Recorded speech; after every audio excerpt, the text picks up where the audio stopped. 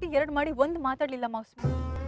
ಅಷ್ಟು ಹಾರಾಡ್ತಿದ್ರಲ್ಲ ವಜ್ರಮುನಿ ಗೌಡ್ರು, ಅವ್ರ ಮನೇಲಿ ಒಂದಷ್ಟು ಜನ ನಾನ್ ಸಾರಿ ಕೇಳ್ಬೇಕು ಅಂತ ಹೇಳ್ತಿದ್ರಲ್ಲ ಕಾವೇರಿ ಆಂಟಿ, ಅವ್ರ ಅಳಿಯ ಮಾಡಿದ ಹಲ್ಕಟ್ ಕೆಲ್ಸನ ಸಾಕ್ಷಿ ಸಮೇತ ಸಾಬೀತ್ ಮಾಡಿ ತೋರ್ಸಿದ ಹಾಗೆ ಎಲ್ರು ಬಾಯಿಗೆ ಬೀಗ ಹಾಕೊಂಡು ಸೈಲೆಂಟ್ ಆಗ್ಬಿಟ್ರು. ನಾನ್ ಮಾತಾಡಿ ಮುಗಿಸ್ತಿದ್ದ ಹಾಗೆ ಮನೆಯಲ್ಲಿ ಪಿನ್ ಡ್ರಾಪ್ ಸೈಲೆನ್ಸ್. ನನ್ ಮುಖ ನೋಡಿ ಮಾತಾಡೋದಕ್ಕೆ ನಾ ಕಣಿ ಧೈರ್ಯ ಯಾರಿಗೂ ಇರ್ಲಿಲ್ಲ ಮೌಸ್ಮಿ. ಆ ಜಯದೇವ ಕುಸ್ತೋಗಿದ್ದ. ಗೌಡ್ರಿಗಂತೂ ತಲೆ ತಗ್ಸೋ ಪರಿಸ್ಥಿತಿ. ಸಮಾಧಾನನ? ಈಗ ನಿನಗೆ ಸಮಾಧಾನ ಆಯ್ತಾ? ನನಗೆ ಹೇಗೆ ಸಮಾಧಾನ ಆಗುತ್ತೆ ಶ್ರಾವಣಿ? ಮೌಸ್ಮಿ, ನೀನು ಅಷ್ಟೆಲ್ಲ ಮಾತಾಡಿ ಎಂಗೇಜ್ಮೆಂಟ್ ಫಂಕ್ಷನ್ ಇದೆ ಯಾಕೆ ಅರ್ಧಕ್ಕೆ ಎದ್ದು ಬಂದೆ, ಅದ್ರಲ್ಲಿ ನಿನ್ ತಪ್ಪೇನೂ ಇಲ್ಲ, ಅದಕ್ಕೋಸ್ಕರ ಯಾಕೆ ಕ್ಷಮೆನೂ ಕೇಳಬೇಕಾಗಿಲ್ಲ ಅಂತ ಸಮರ್ಥಿಸ್ಕೊಂಡು ಸಂತೋಷ. ನೀನು ಅವ್ರ ಬಾಯಿ ಮುಚ್ಚಿದ್ರಿಂದ, ನೀನು ಅವ್ರ ತಲೆ ತಗ್ಸೋ ಹಾಗೆ ಮಾಡಿದ್ರಿಂದ ನನಗೇನು ಉಪಯೋಗ ಹೇಳು? ನಾನು ಕೊಟ್ಟ ಡಾಕ್ಯುಮೆಂಟ್ಸಿಂದ ನೀನು ನಿರಪರಾಧಿ ಅಂತ ಪ್ರೂವ್ ಮಾಡ್ಕೊಂಡ್ಬಿಟ್ಟೆ. ನಿನ್ನ ಜೀವನ ಏನೋ ಸರಿ ಹೋಯ್ತು,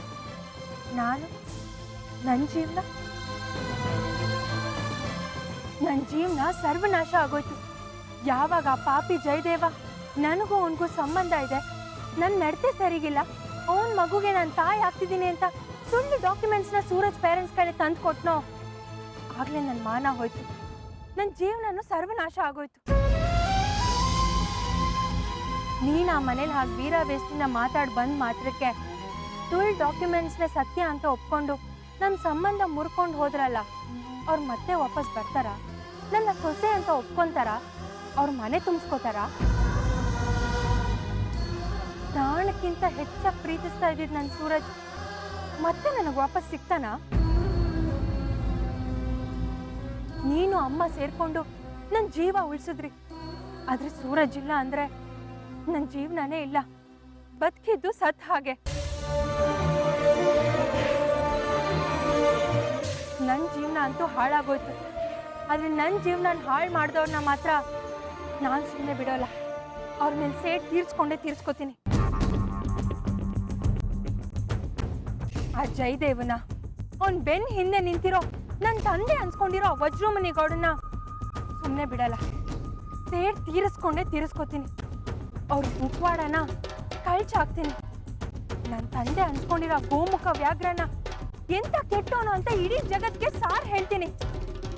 ಹೋಗ್ತೀನಿ, ನ್ಯೂಸ್ ಚಾನಲ್ ಅಲ್ಲಿ ಕೂತ್ಕೊಂಡು ಅವ್ನ ಮಾನ ಹರಾಜ್ಗಾಗ್ತೀನಿ.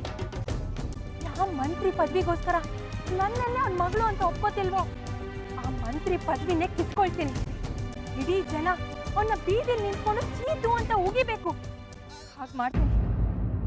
ಮೌಸಮಿ, ನೀನ್ ದುಡುಕ್ತಿದ್ಯಾ? ದುಡುಕಿ ಮತ್ತೆ ಇನ್ನೊಂದು ಅನಾಹುತಕ್ಕೆ ದಾರಿ ಮಾಡ್ಕೊಟ್ಬೇಡ. ಏನ್ ಅನಾಹುತ ಆಗುತ್ತೆ? ಆಗೋದಕ್ಕೆ ಇನ್ನೇನು ಉಳಿದಿದೆ? ನನ್ನ ಮಾನ ಹೋಯ್ತು, ಉಳಿದಿರೋದು ನನ್ನ ಜೀವ. ಅವರೇ ನನ್ನ ಜೀವ ತೆಗಿತಾರ?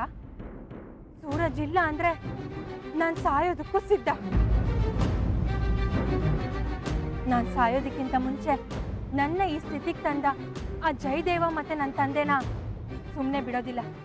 ಅವ್ರು ಮಾಡಿರೋ ಅನ್ಯಾಯ ಅಕ್ರಮಗಳಿಗೆ ಇಲ್ಲೇ ನರಕ ಅನುಭವಿಸೋ ಹಾಗೆ ಮಾಡ್ತೀನಿ.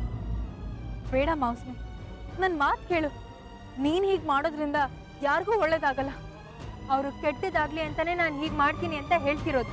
ಕೆಟ್ಟದ್ದು ಮಾಡಬೇಕು ಅನ್ನೋ ಭಾವನೆನೇ ಒಂಥರ ಬೆಂಕಿ ಇದ್ದಾಗ. ಬೆಂಕಿ ಮೊದಲು ಸುಡೋದು ತಾನು ಹುಟ್ಟಿದ ಜಾಗನೇ.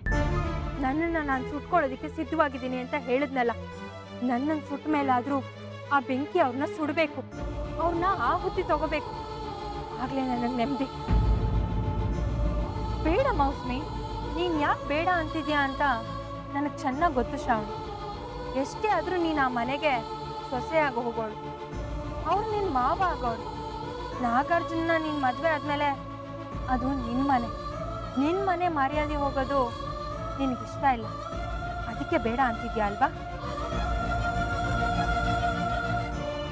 ನನ್ನ ಮಾನ ಹೋಗಿದೆ, ನನ್ನ ಮಾನ ತೆಗೆದವ್ರ ಪ್ರಾಣ ವಿಲ ವಿಲ ಅಂತ ಒದ್ದಾಡಬೇಕು, ಆಗಲೇ ನನ್ನ ಮನಸ್ಸಿಗೆ ಸಮಾಧಾನ. ಈ ವಿಷಯದಲ್ಲಿ ನನ್ನ ತಡೆಯೋದಕ್ಕೆ ಯಾರಿಂದನೂ ಸಾಧ್ಯ ಇಲ್ಲ. ಮೌಸ್ಮಿ, ಐ ಆಮ್ ಸಾರಿ.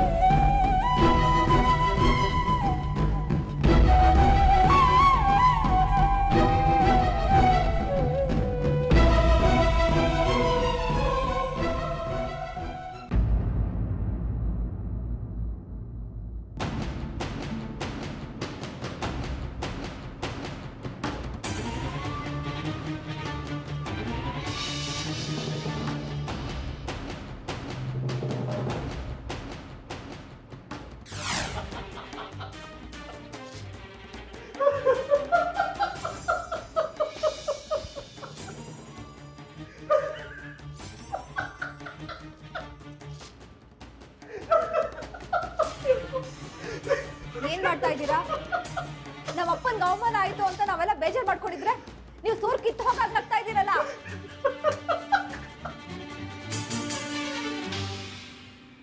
ನಗ್ತೀನಿ ಕಡೆ, ನಗ್ತೀನಿ.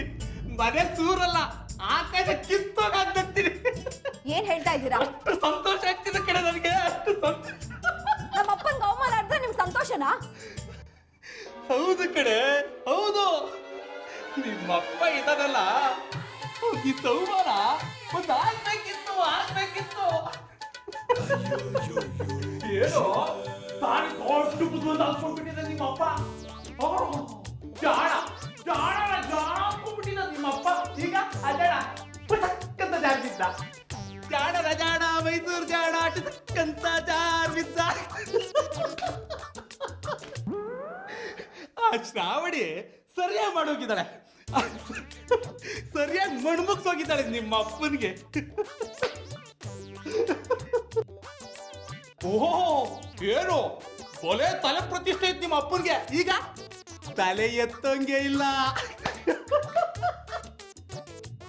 ಆಗ್ಬೇಕು ಆಗ್ಬೇಕು ಅವನಿಗೆ. ಯಾಕ್ರಿ ನಮ್ಮ ಅಪ್ಪನಿಗೆ ಏಕವಚನದಲ್ಲಿ ಬೈತಾ ಇದ್ದೀರಾ?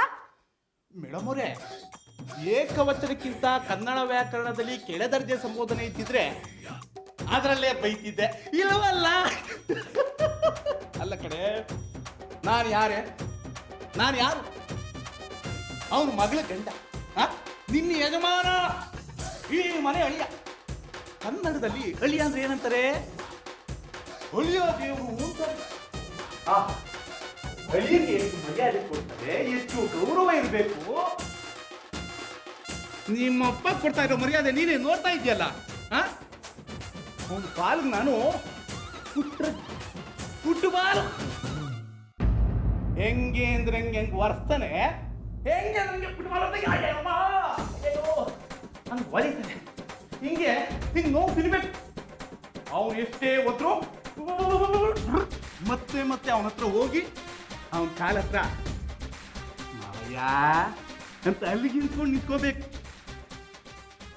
ಏಯ್ ಅಲ್ಲ ಕಣೆ, ಅಳಿಯನು ಮಾನ ಕಳೆಯೋ ಮಾವನ ಮಾನ ಇದ್ರೆಷ್ಟು ಹೋದ್ರೆಷ್ಟು.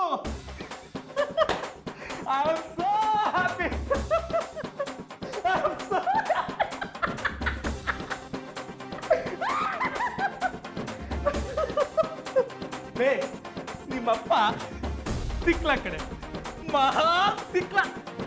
ಆ ಶ್ರಾವಣಿ ಎಡವಟ್ರಾಣಿ, ಇಂಥ ಕೆಲಸ ಮಾಡ್ತಾನೆ ಅಂತ ಗೊತ್ತಿದ್ದು ಅವಳೇ ಸೊಸೆಯಾಗಿ ಮಾಡ್ಕೊಳ್ಳೋದಕ್ಕೆ ಹೋಗಿದ್ದಾನಲ್ಲ. ಆಗ್ಬೇಕು ಕಡೆ, ನಿಮ್ಮ ಅಪ್ಪನಿಗೆ ಈ ತರ ಕೆಲಸ, ಈ ತರ ಅವಮಾನ ಆಗ್ಬೇಕು ಕಡೆ. ಆ ಶ್ರಾವಣಿ ಕರೆಕ್ಟ್ ಆಗಿ ಮಾಡಿ ಹೋಗಿದ್ದಾಳೆ. ನಾನಂತೂ ಆ ಶ್ರಾವಣಿನಿ ಮನೆ ಸೊಸೆಯಾಗಿ ಬರ್ಲಿಯಪ್ಪ ಅಂತ ಹೇಳ್ಕೊಂಡಿರೋಣ. ಗೋವಿಂದ, ನಿನ್ನ ಹತ್ರ ಬೇಡ್ಕೊಳ್ತಾ ಇದ್ದೀರಪ್ಪ, ಅವಳೇ ಬರ್ಲಪ್ಪ ಈ ಸೊಸೆಯಾಗಿ. ಅವಳಿ ಮನೆ ಸೊಸೆಯಾಗಿ ಬಂದ್ಬಿಟ್ರೆ ಡೈಲಿ ನಿಮ್ಮ ಅಪ್ಪನಿಗೆ ತಮ್ಮಾರ್ಗಳು ನಡೀತಾನೆ ಹೇಳ್ತವೆ. ನಾನು ಸೀರೆಯಲ್ಲಿ ಎಪಿಸೋಡ್ ತರ ನೋಡ್ತಾ ಇರೋದು.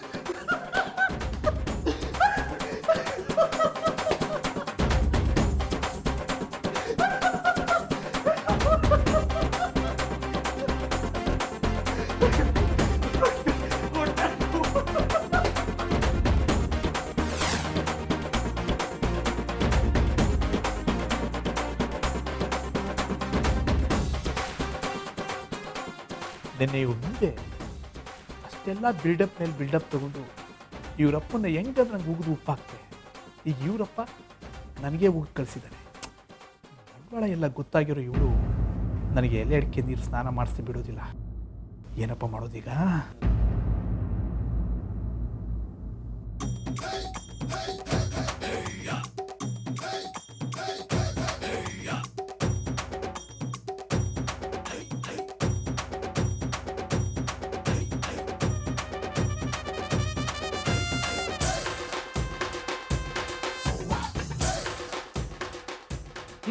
ಶುರು ಮಾಡ್ಕೊ.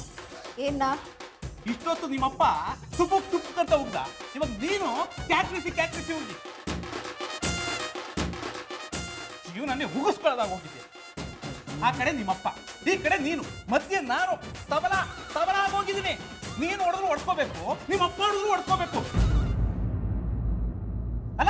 ನಾನು ನೋವಿಂದ ಕಿರ್ಚ್ಕೊಂಡ್ರೆ ನಿಮಗ್ ಖುಷಿ ಏನೋ? ಬಾರ್ಸಿ ಬಾರ್ಸಿ. ಏನ್ ನೋಡ್ತಾ ಇದ್ಯಾ? ಕೇಳು. ಅಷ್ಟೆಲ್ಲ ಮುಗಿದ್ರು ಯಾಕ್ರಿ ಮೋಸಮಿ ವಿಷಯಕ್ಕೆ ಹೋದ್ರಿ ಅಂತ ಕೇಳು. ಯಥಾ ಪ್ರಕಾರ ನಿಮ್ಮಪ್ಪ ಹೇಳ್ದ, ಅದಕ್ಕೆ ನಾನು ಮಾಡಿದೆ ಅಂತ ಹೇಳ್ತೀನಿ. ಅವರು ಮಣ್ ತಿನ್ನು ಅಂತಾರೆ, ತಿಂತೆ ಅಂತ ನೀನ್ ಕೇಳು. ನಾನು ಹೆಣ್ ಕೊಟ್ ಮಾವ ಕಣ್ ಕೊಟ್ ದೇವ್ರು, ಅವ್ರು ಏನ್ ಹೇಳಿದ್ರು ಮಾಡ್ತೀನಿ ಅಂತ ನಾನು ಹೇಳ್ತೀನಿ. ಆ ಹುಡುಗಿ ತಂಟೆಗೆ ಏನಾದ್ರೂ ಹೋದ್ರೆ ಪೊರ್ಕೆ ಸೇವೆ ಮೊರ ಸೇವೆ ಮಾಡ್ತೀನಿ ಅಂತ ನೀನ್ ಹೇಳು. ನಾನು ಇಲ್ಲ ಇನ್ನಲ್ಲಿ ಈ ರೀತಿಯೆಲ್ಲ ಮಾಡಲ್ಲ, ಒಳ್ಳೇದಾಗಿರ್ತೀನಿ ಅಂತ ಪ್ರಾಮಿಸ್ ಮಾಡ್ತೀನಿ. ನೀನು ಉಗ್ದಿದ್ನೆಲ್ಲ ಮತ್ತೆ ಈ ಟವಲಲ್ಲಿ ಒರೆಸ್ಕೊಂಡು ಮುಖ ಬೆಳ್ಳು ಮಾಡ್ಕೊಂಡು ನಿಮ್ಮ ಅಪ್ಪನ ಮುಂದೆ ಹೋಗಿ ನಿಂತ್ಕೋತೀನಿ. ಅವ್ರು ಇನ್ನೇನೋ ಮನೆ ಹಾಳು ಕೆಲಸ ಮಾಡ್ಕೊಂಬಂತ ಹೇಳ್ತಾರೆ, ನಾನು ಆ ಮನೆ ಹಾಳು ಕೆಲಸ ಮಾಡ್ಕೊಂಡ್ಬರ್ತೀನಿ. ನೀನು ಹೋಗಿದ್ಯಾ ಮತ್ತೆ ಮತ್ತೆ ಹೀಗೆ ನಡೆಯುತ್ತೆ, ಇದೇ ನಡೆಯುತ್ತೆ. ನನ್ನ ಹಣೆಯಲ್ಲಿ ಬರ್ದಿರೋದೇ ಇಷ್ಟು. ಯಾಕಾದ್ರೂ ಈ ಮನೆಯಲ್ಲಿ ಅಂತ ಅನ್ಸ್ಕೊಳ್ತೀವಿ. ನಾಯಿ ಪಾಡು ಅಂಬ್ಲಿನೋ ಗಂಜಿ ಗುಡ್ಸ್ತೋ ಗುಬ್ಬಚ್ಚಿ ಕೊಡು, ಹೆಂಡತಿ ಕರ್ಕೊಂಡು ಹೋಗಿ ಸ್ವತಂತ್ರವಾಗಿ ಬದುಕಬೇಕು. ಬಂದ್ರೆ ಮನೆ ಆಸೆಗೆ ಮನೆ ಹಳ್ಳಿ ಆದ್ವಿ ಅಂದ್ರೆ ಇದೇ ಗತಿ. ಹೆಂಡತಿ ಗುಲಾಮ, ಮಾವನಿಗೆ ತೀರ್ಥದಾಳು, ಊಟಲ್ಲೋಗಿ ಬೇವರ್ತಿ ಬಂಡವಾಳು. ರೀ ಸಾಕ್ ಮಾಡ್ತೀರಾ ನಿಮ್ ಬೈಗಳ ಪುರಾಣನಾ? ಯಾಕೆ ನೀ ಶುರು ಮಾಡ್ಕೊಳ್ಳೋದಿಕ್ಕ? ಆಹಾ, ನಾನ್ ಬೈಯೋದಕ್ಕೆ ಏನ್ ಉಳಿಸಿದೀರಾ? ನಾನ್ ಬೈಬೇಕಾಗಿರೋದೆಲ್ಲ ನೀವೇ ಬೈಕೊಂಡಿದ್ದಾಯ್ತಲ್ಲ, ಬಿಡಿದಾರಿ.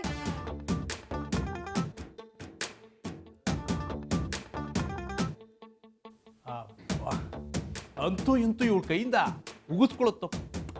ಆಹಾ, ಜಯದೇವಾ ನೀನಿದ್ಯಲ್ಲ ಸೂಪರ್ ಆಕ್ಟ್ರ್ ಕಣ. ನೀನಾದ್ರೂ ಸಿನಿಮಾದಲ್ಲಿ ಇದ್ದಿದ್ರೆ. ಸಿನಿಮಾ ನೋಡ್ತಾ ಇರೋ 3 ಮತ್ತೊಂದು ಜನ ಥಿಯೇಟರ್ ಕಡೆ ಮುಖನೇ ಹಾಕ್ತಾ ಇರ್ಲಿಲ್ಲ.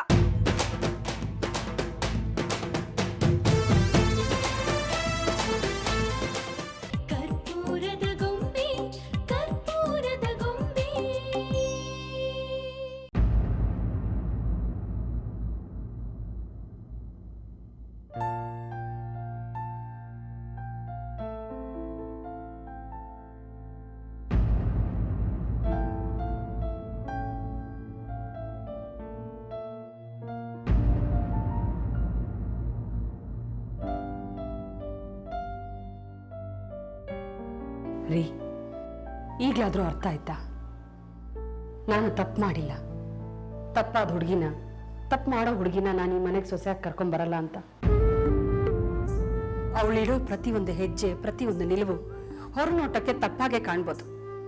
ಆದರೆ ಅವಳು ಏನೇ ಮಾಡಿದ್ರು ಅದ್ರ ಹಿಂದೆ ಒಂದು ಒಳ್ಳೆ ಉದ್ದೇಶ ಇದ್ದೇ ಇರುತ್ತೆ. ಯಾಕಂದ್ರೆ ಶ್ರಾವಣಿ ಒಳ್ಳೆ ಹುಡುಗಿ. ಪದೇ ಪದೇ ನಾನು ನಿಮ್ಗಿದನ್ನು ಹೇಳಬೇಕಾಗಿಲ್ಲ ಅನ್ಕೋತೀನಿ.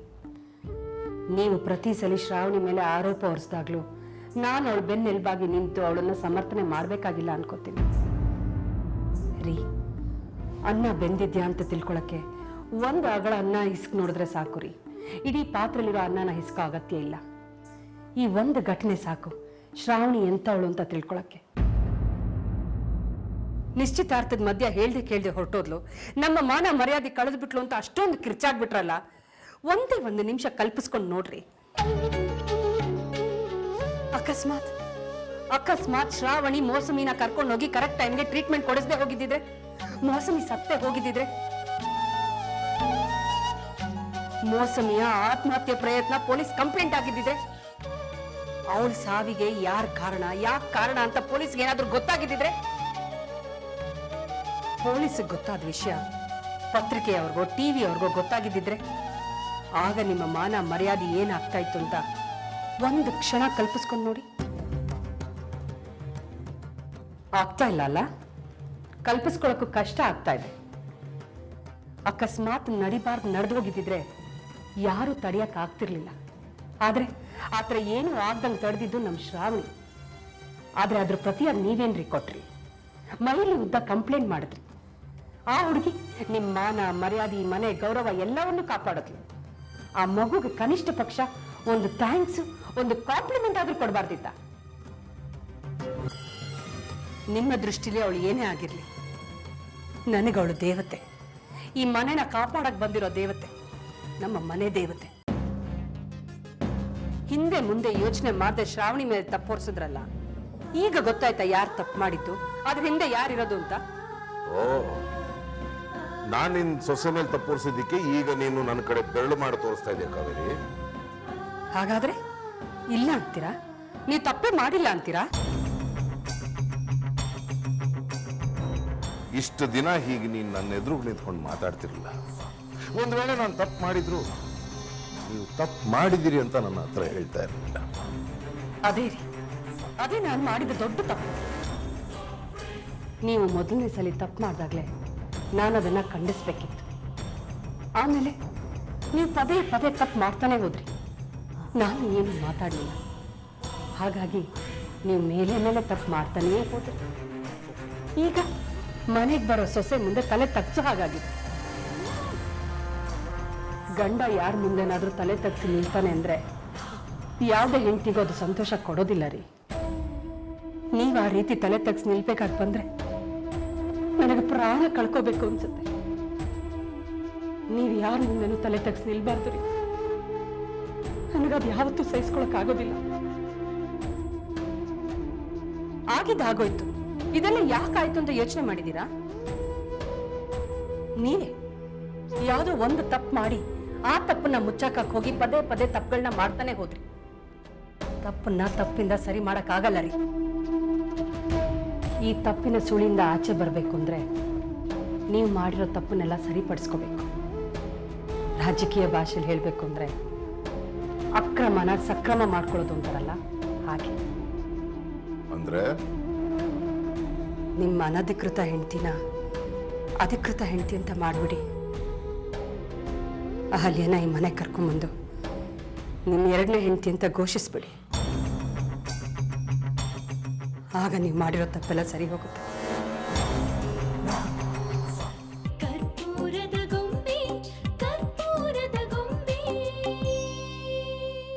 ಈಗ ಅಹಲ್ಯೆಯಿಂದ ನಿಮಗೇನು ತೊಂದರೆ ಆಗ್ಬಿಡುತ್ತೋ ಅಂತ ಆತಂಕ ಪಡ್ತಿರೋ, ಇನ್ನು ಮುಂದೆ ಆ ಆತಂಕ ಇರೋದಿಲ್ಲ. ಇನ್ನು ಆ ಆತಂಕದಿಂದ ಪದೇ ಪದೇ ತಪ್ಪು ಮಾಡೋ ಬದಲು ಆ ಅಹಲ್ಯನ ಈ ಮನೆಗೆ ಕರ್ಕೊಂಡ್ಬಂದ್ಬಿಡಿ. ಕಾವೇರಿ, ಯಾವತ್ತೋ ಮಾಡಿದ ತಪ್ಪಿಗೆ ಇವತ್ತು ಅಪವಾದ ಹೊತ್ಕೊಂಡು ಅದಕ್ಕೆ ಶಿಕ್ಷೆ ಅನುಭವಿಸೋದಕ್ಕೆ ನಾನು ಸಿದ್ಧನಾಗಿಲ್ಲ. ಒಂದು ಕಾಲದಲ್ಲಿ ಸುಖ ಆಗಿದ್ದ ವಿಷಯ ಇವತ್ತು ಶಿಕ್ಷೆ ಆಗೋಯ್ತಾ? ಕಾವೇರಿ ನೋಡು, ನಾನು ತಪ್ಪು ಮಾಡಬಾರ್ದಾಗಿತ್ತು, ಮಾಡ್ಬಿಟ್ಟಿದ್ದೀನಿ. ತಪ್ಪನ್ನ ತಪ್ಪು ಅಂತ ಯಾವತ್ತೂ ಒಪ್ಕೋಬಾರ್ದು. ಇಲ್ಲ, ನಾನು ಮಾಡಿದ ತಪ್ಪೇ ಅಲ್ಲ ಅಂತ ಸಾಧಿಸ್ಬೇಕು. ನಾವು ಯಾವ ತಪ್ಪನ್ನ ತಪ್ಪು ಅಂತ ಒಪ್ಕೊಂತೀವೋ, ನಾವು ಮಾಡಿದ ತಪ್ಪು ಅಂತ ಒಪ್ಕೊಂತೀವೋ, ಅವತ್ತು ನಮ್ಮ ಸಮಾಧಿ ಮೇಲೆ ನಾವೇ ಮಣ್ಣು ಎಳ್ಕೊಂಡಾಗೆ. ಸೊ ಯಾವುದೇ ಕಾರಣಕ್ಕೂ ತಪ್ಪನ್ನು ಒಪ್ಕೋಬಾರ್ದು. ಯಾವತ್ತು ನಾವು ಮಾಡಿದ ತಪ್ಪು ಅಂತ ಒಪ್ಕೊಂತೀವೋ ಆವತ್ತು ನಮ್ಮ ಸಾರ್ವಜನಿಕ ಜೀವನ ಮುಗೀತು ಅಂತ ಅರ್ಥ. ಇದೇ ನನ್ನ ರಾಜಕೀಯ ಜೀವನ ನನಗೆ ಕಲಿಸ್ಕೊಟ್ಟಿರೋದು. ನಾನೊಬ್ಬ ರಾಜಕಾರಣಿ, ಅಪ್ಪಟ ರಾಜಕಾರಣಿ. ನನಗೆ ರಾಜಕೀಯ ಮುಖ್ಯ, ಆ ರಾಜಕೀಯದಿಂದ ಬರೋ ಪದವಿ ಮುಖ್ಯ. ಪದವಿ ಬೇಕು, ಆ ಪದವಿ ಶಾಶ್ವತವಾಗಿ ಉಳಿಬೇಕು ಅಂದ್ರೆ ಅದಕ್ಕೆ ಇಮೇಜ್ ಬೇಕು. ಆ ಇಮೇಜ್ ಹಾಗೇ ಉಳಿಬೇಕು, ಅದಕ್ಕೆ ಮಾತ್ರ ಧಕ್ಕೆ ಬರಬಾರ್ದು. ಅಹಲ್ಯಾನ ಎರಡನೇ ಹೆಂಡತಿ ಅಂತ ಒಪ್ಕೊಳ್ಳೋದು, ಅವಳನ್ನ ತಂದು ಈ ಮನೇಲಿ ಇಟ್ಕೊಳ್ಳೋದು ಈ ಜನ್ಮದಲ್ಲಿ ಸಾಧ್ಯ ಇಲ್ಲ. ಅಹಲ್ಯಾನ ಈ ಮನೆಗೆ ಕರ್ಕೊಂಡ್ಬರೋ ದೊಡ್ಡ ಮನಸ್ಸು ನಿನಗಿರ್ಬೋದು, ಆದ್ರೆ ಅವಳನ್ನ ಈ ಮನೆಗೆ ಕರ್ಕೊಂಡ್ಬಂದು ನಿನ್ನ ಕುಂಕುಮಕ್ಕೆ ಈ ಮನೆಗೆ ಕುತ್ತು ತರುವಂತ ದೊಡ್ಡ ಮನಸ್ಸು ನನಗಿಲ್ಲ. ಇದು ನಿನ್ ಜಾಗ, ಅದು ಅವಳ ಜಾಗ. ಒಂದು ಒರೆಯಲ್ಲಿ ಹೇಗೆ ಎರಡು ಕತ್ತಿಗಳಿರಬಾರ್ದೋ ಹಾಗೆ ಒಂದು ಮನೆಯಲ್ಲಿ ಇಬ್ಬರು ಹೆಂಡತಿರಿರಬಾರ್ದು. ಕಾವೇರಿ, ಇದು ನಿನ್ನ ಜಾಗ. ನನ್ನ ರಾಜಕೀಯದ ಜೀವನದಲ್ಲಿ ಎಷ್ಟೋ ಮುಳ್ಳುಗಳನ್ನ ಸರಿಸ್ಕೊಂಡು ಮೇಲ್ ಬಂದವನ್ನ ಈ ಅಹಲ್ಯ ಯಾವ ಲೆಕ್ಕ. ಈ ಮುಳ್ಳನ್ನು ಹೇಗೆ ಚೂಟಾಕ್ಬೇಕು ಅಂತ ನನಗೆ ಚೆನ್ನಾಗಿ ಗೊತ್ತು. ಅದನ್ನ ನಾನು ನೋಡ್ಕೊಂತೀನಿ. ನೀನ್ ಸುಮ್ಮನೆ ಈ ತರ ಹುಚ್ಚುಚ್ಚು ಕನ್ಸುಗಳನ್ನ ಕಾಣಬೇಡ.